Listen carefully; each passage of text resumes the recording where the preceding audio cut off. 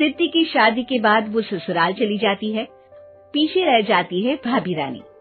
सिद्धि के ससुराल जाते ही भाभी कहती है, अरे वाह जी वाह, सारे कपड़े मेरे। हाय रे पैंट, अरे वाह वाह, मजा आ जाएगा। अरे ये सिद्धि की अलमारी के सामने खड़े होकर क्या बड़बड़ा रही है? जाकर देख मेहमानों को विदाई की मिठाई मिली कि नहीं। अब हाँ माँ जी, क्यों नहीं, लेकिन पहले कपड़े तो बदल लूं।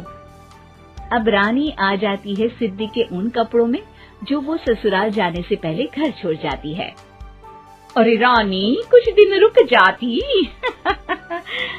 अरे ये तो सिद्धि बिटिया को मैंने ही दिया था, बड़ा ही फबता था उस पर, तुझ पर तो कुछ खास नहीं लग रहा। अब वो ना मेरे सारे कपड़े गीले थे तो सोचा पहन लूं।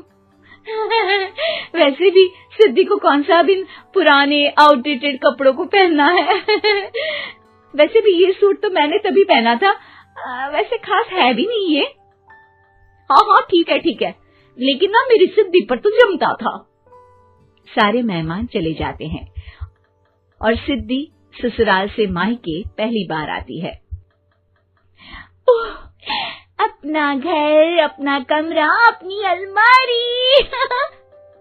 ये बोलकर जैसे ही सिद्धि अलमारी खोलती है तो सामने उसके कपड़ों की जगह कुछ और ही रखा होता है। माँ, ओ माँ, जरा कमरे में तो आना। सास और रानी वहाँ पहुँच जाते हैं। रानी ने पहनी होती है सिद्धि की जींस और टी शर्ट। अरे भाभी, ये क्या? ये तो मेरी बड़ी ही महंगी टी शर्ट है, इसे आपने घर में क्यों पहनी है? अरे बहुत मिलती है दीदी ये चौक की मार्केट में, 150 में। ओ भाभी प्लीज, ये एरोपोस्टल है, 2000 की एक टी शर्ट। ओहो, 2000 में तो दीदी 4 साड़ी आ जाए। अब क्या बोलूं भाभी, ये मेरी अलमारी में छोटू के कपड़े, तो मेरे कपड़े कहाँ हैं? मेरी अलमारी में। अब दीदी आपको कौन से पुराने कपड़े पहनने थे? माना भाभी, लेकिन मैं जब घर आती तो यही सब पहनती ना। अरे तुम तो बड़ी कंजूस हो दीदी। खैर, वक्त आता है जब सिद्धि ससुराल के लिए रवाना हो रही होती है। अरे रानी, अंदर से सिद्धि का गिफ्ट ले आ, लड़की पहली बार ससुराल से मायके आई है। रानी अंदर जाती है और एक सिंपल सी साड़ी लेकर बाहर आ जाती है। ये लीजिए माँ जी। सास बेटी को गिफ्ट देकर ससुराल भेजती है। अगले दिन रानी एक सुंदर सी साड़ी पहनकर सामने आती है। अरे रानी, ये तो वो साड़ी है जो मैंने सिद्धि को देने के लिए दी थी जब वो ससुराल ले जाती, लेकिन ये तूने कैसे पहन ली?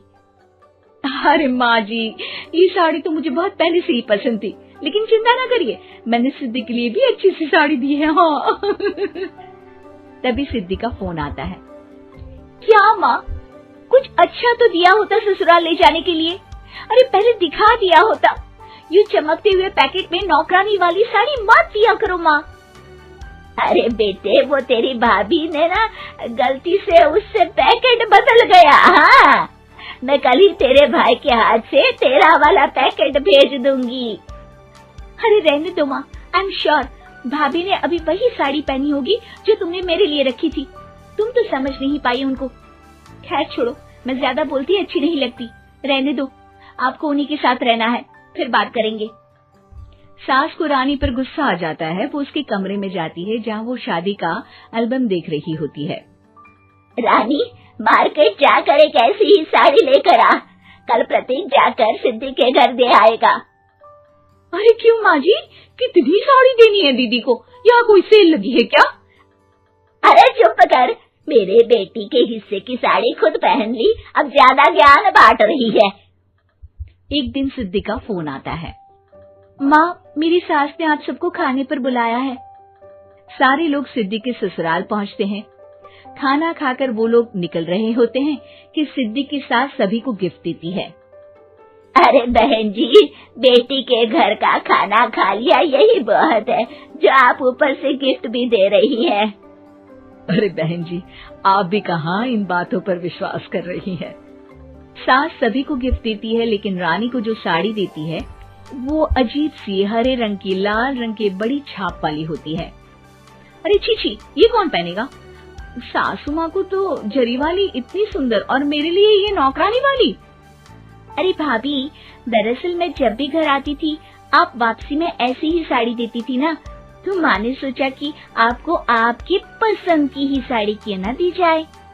बेचारी रानी, बोलती भी तो क्या। सिद्धि और सास रानी का चेहरा देखकर हंसने लगती है, तो रानी समझ जाती है कि अपने ही बिछाए जाल में वो फंस चुकी है।